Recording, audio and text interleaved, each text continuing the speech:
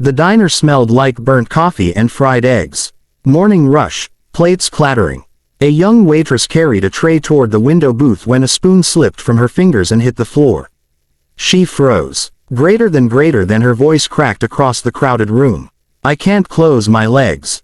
It hurts. A few people laughed. Some looked annoyed. But then the man sitting alone by the window stood up slowly.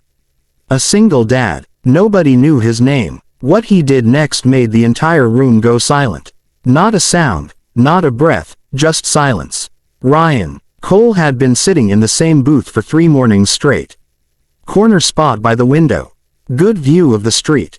Not much to look at, just a gas station across the road and a row of tired storefronts that hadn't changed in years.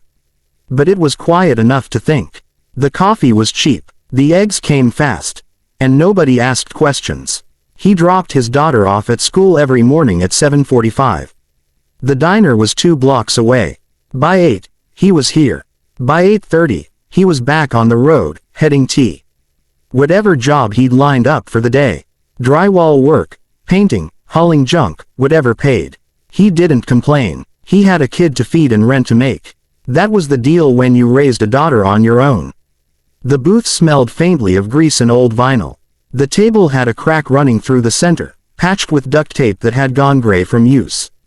Ryan didn't mind. He'd sat in worse places, done worse work. This was just another stop in a long string of mornings that all looked the same. Coffee, eggs, toast, then back to the truck. He glanced at the menu, even though he always ordered the same thing. 2 eggs over easy. Bacon, wheat toast, black coffee, no sugar. He'd been coming here long enough that the older waitress usually had it ready before he asked, but she wasn't here today. Someone new was working the floor. The girl looked young, maybe early 20s. Blonde hair pulled back in a ponytail that swung when she moved. She wore the same uniform as everyone else, black pants, white button-up shirt, a small apron tied around her waist. But something about the way she carried herself felt off. Not rude, not slow, just stiff, like every step hurt.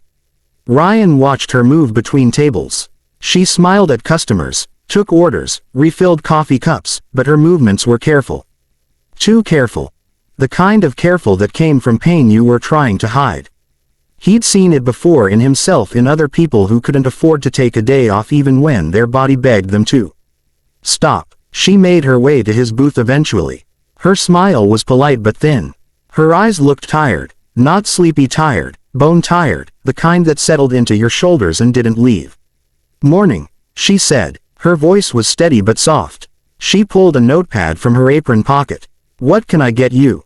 Ryan glanced up. 2 eggs over easy. Bacon, wheat, toast, coffee. She wrote it down without looking at the pad. Got it. Anything else? That's it. She nodded and turned to go. But as she stepped away, Ryan noticed the way she walked. Each step was deliberate, controlled, like she was bracing against something. He didn't say anything. It wasn't his business. People had their reasons for showing up to work when they shouldn't. He'd done it plenty of times himself. The diner filled up fast. Morning rush. Construction workers, truckers, a couple of guys in suits grabbing breakfast before heading to the office. The noise level rose. Plates clinking, forks scraping, conversations overlapping. The